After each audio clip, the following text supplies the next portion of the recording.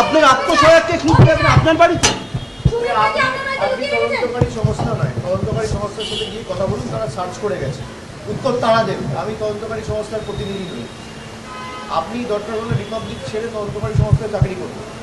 লুকিয়ে রেখেছি কি না আমার পুরো বাড়ি সার্চ হয়েছে, উত্তর তদন্তকারী সংস্থার প্রতিনিধিদের জিজ্ঞেস করুন। না আপনার আত্মসহায়ককে